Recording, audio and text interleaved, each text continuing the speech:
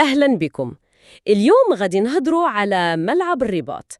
كاين شي تطورات جديدة في المرحلة الأخيرة ديال التجهيز.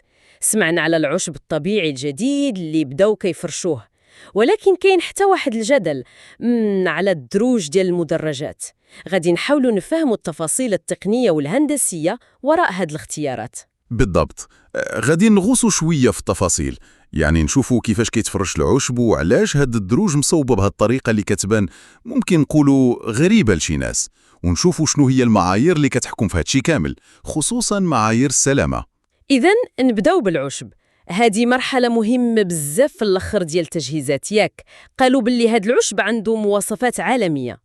فعلا كيستعملوا واحد التقنية معروفة بتقنية الرول أو اللفائف.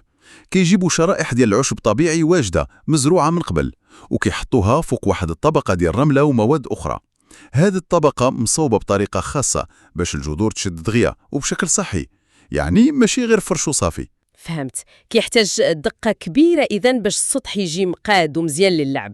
أكيد الدقة ضرورية باش الملعب يكون جاهز ومطابق للمعايير الدولية اللي كتطلبها الفيفا مثلا. تمام. طيب نمشو دابا للقضية الأخرى، قضية الدروج اللي دارت الصراحة نقاش كبير. الملاحظة هي أن الدروج في الفيراج، يعني اللي كنطلعوا ونهبطوا منها، كتبان بحال كتضيق كلما طلعنا الفوق. كاين جوج انتقادات أساسية على هادشي، ياك؟ الأولى هي المساحة، كتشد بلاصة كبيرة، يعني بلاصة كان ممكن تكون كراسي إضافية، وهادشي كينقص من الطاقة الاستيعابية. هذه نقطة مهمة. قضية الموازنة بين شحال الناس ممكن يجلسوا وسهولة الحركة. والنقطة الثانية هي المنظر العام ديالها. ملي كتشوف من بعيد، خصوصا وسط دوك الكراسي الحمر كاملين، كتبان بحال شي حاجة ماشي متناسقة. كاين اللي كيقول هادشي شوية كيشوه المنظر. هنا فين كيدخل الجانب الهندسي والمعايير ديال السلامة. هاد الشكل ديال الدروج، يعني العرض ديالها اللي كيتغير، راه ماشي عشوائي وماشي غير زواق. هاد الشي خاضع بشكل مباشر لحسابات دقيقة، حسابات ديال الإخلاء في الطوارئ. كيفاش زعما الإخلاء؟ نعم، الفيفا والويفا عندهم معايير صارمة بزاف بخصوص شحال دا الوقت خاصة الجمهور يقدر يخرج من الملعب في شي حالة طارئة لا قدر الله. هذا المعايير كتحدد أقل عرض ممكن للممرات والدروج على حساب عدد الناس في كل منطقة في المدرجات. يعني خاص يكونوا مسارات كافية باش الناس يخرجوا دغيا وأمان. بالضبط. وهذا التصميم اللي بيبان كيضيق الفوق غالباً بيكون محسوب باش يستوعب التدفق ديال الناس اللي كيهبطوا من كل مستوى بشكل آمن وبلا تدافع. يعني إلا حاولنا نصغر هذه الدروج كاملة ولا نقصوا العدد ديالها، ممكن نزيدوا الوقت ديال الإخلاء، وهذا الشيء ممكن يخالف المعايير الدولية ويقدر يمنع الملعب من استضافة مباريات كبيرة. فهمت دابا.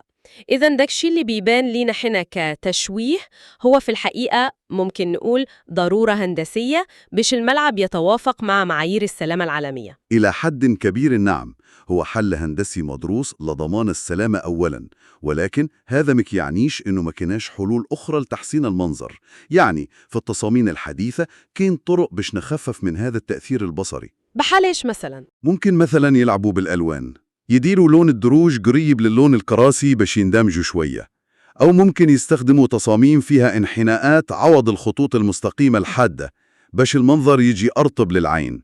المهم هو نحافظ على العرض المطلوب للسلامة، ولكن نلقى طرق باش المنظر العام يكون أحسن. ممكن نعاود ندرس توزيع الألوان مثلا. واضح.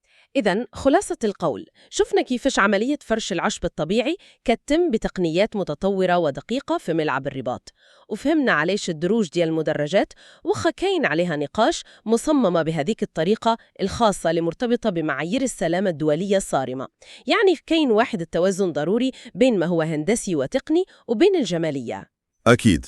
وهالشي كيبين لينا كيفاش المشاريع الكبيرة بحال الملاعب كتكون خاضعة لحسابات معقدة ومعايير دولية، ماشي غير مسألة ذوق صافي.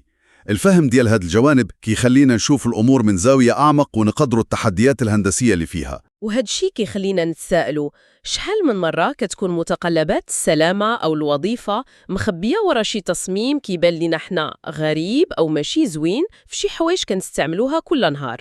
وكيفاش هاد المعرفة ممكن تبدل النظرة ديالنا لديك الأشياء؟ سؤال كيبقى مفتوح للتفكير.